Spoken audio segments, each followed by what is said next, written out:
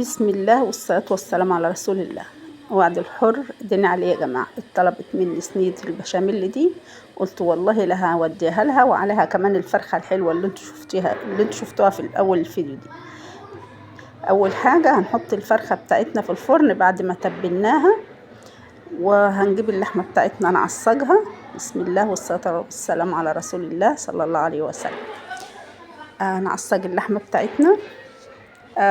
وطبعا اهل البيت لازم يدوقوا من الحاجه اللي بتتعمل، فقلت هعمل صينيتين، فعملت لحمه تكفي الصينيتين. تمام يا جماعه، تمام.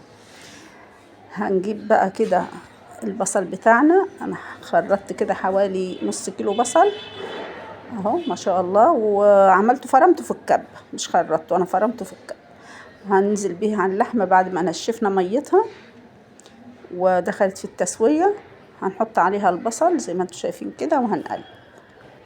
هيدبل البصل معانا، هنفرم توم مع الفلفل الاخضر زي ما انتم شايفين كده. لو عندك فلفل الوان هيبقى حلو قوي، بس ما عنديش فلفل الوان. هننزل بالفلفل والثوم اللي انا فرمته في الكبه اهو، ممكن تقطعيه بايديكي بس فرمته في الكبه اسهل. هقلب الكلام ده كله زي ما انتم شايفين كده، ويدبل الثوم مع الفلفل مع البصل واللحمه، وهفرم 3 حبايات طماطم بالشكل ده. وممكن تحطي صلصه بدل الطماطم، بس انا بفضل الطماطم عشان فيها ميه بتكمل تسويه اللحمه وتسويه البصل. تمام. هقلب الكلام الحلو ده كله مع بعضه ويستووا معانا زي ما انتم شايفين كده. هننزل بالبهارات بتاعتنا، توابل اللحمه وكزبره وقرفه وبابريكا وتوم باودر والفلفل الاسود، وطبعا ما ننساش الملح بتاعنا. هنظبط الملح، وبكده يبقى معانا الحشوه بتاعت صينيتين البشاميل. هاخد الصينيه دي استعملها عشان مش هستعمل صينيه تانية، انا هستعمل دي، هفضي منها اللحمه في حاجه تانية. وهنا انا سلقت المكرونه بتاعتي، هنزل بها بقى، هصفيها واحطها في الصينيه اللي انا هشتغل فيها. تمام كده، تمام يا ام محمد.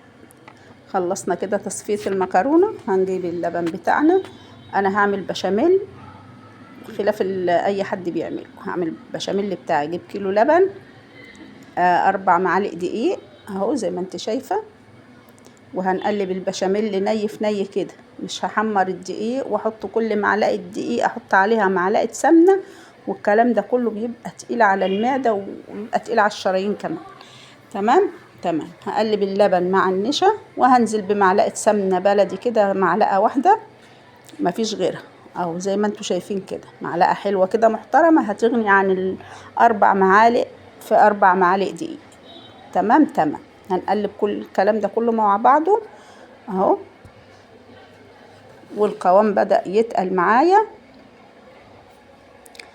وبعد كده هنحط البهارات بتاعتنا بقى، وهي عبارة عن الملح. هنظبط الملح بتاعنا.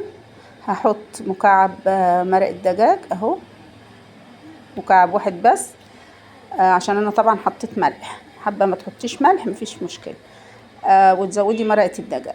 هنا حطيت فلفل اسود ورشه قرفه صغيره خالص، سنه صغيره خالص كده، بتديها طعم وبتديها ريحه جميله. تمام. وهنا ده القوام بتاع البشاميل بتاعنا. اللهم صل وسلم وبارك على سيدنا محمد. هجيب بقى اللحمه بتاعتي اللي انا نقلتها، شايفين الدهان اللي فيها؟ انا ما حطيتلهاش دهان خالص يا جماعه. هرص الصينيه بتاعتي، وهنا المقطع قطع معايا لما حطيت اللحمه والمكرونه. طبعا انا قلبت المكرونه في البشاميل الطبقه الاولانيه، وحطيت عليها اللحمه، ورجعت حطيت عليها المكرونه، وهحط بقى، هنزل بالبشاميل اغطيها زي ما انتم شايفين كده. هغطيها بقى بالبشاميل كده. البشاميل ريحته تحفه يا جماعه، جربوا الطريقه بتاعتي دي، طريقه جميله وحلوه قوي، وزي ما قلت لكم خفيفه خالص. تمام يا ام محمد. يلا نغطي بقى الصينيه البشاميل بتاعتنا. وهنا انا عملت صينيه تانية اهو، الصينيه التانية اللي انا قلت لكم عليها. هنا بقى انا حطيت المكرونه وقلبتها بالبشاميل، وحطيت كبشه بشاميل كده فوق الوش، وحطيت عليهم اللحم زي ما انتم شايفين كده. الحمد لله المقطع ده ما تقطعش معايا.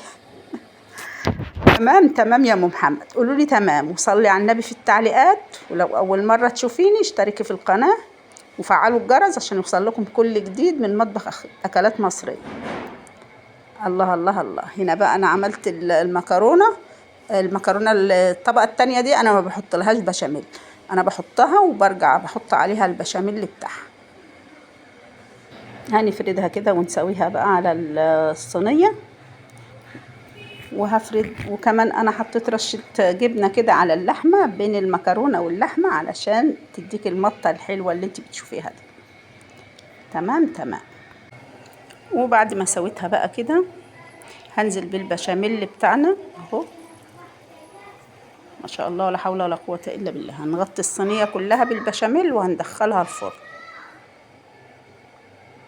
هتقعد معايا في الفرن حوالي ربع ساعة.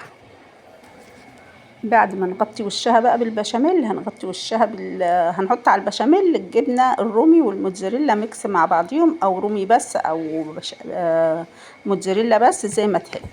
حابة تحطي الاتنين مع بعض مفيش مشكلة. انا هنا حطيت جبنة رومي بس. وده كان شكل الصينية الاولانية. الصينية التانية لسه طبعا ما خرجتش، ودي بقى انا هحطها والفها واوديها لحبيبتي اللي طلبتها مني. بألف هنا وشفا للي أكل، وبألف هنا وشفا للي هتشوف الوصفة وتعملها.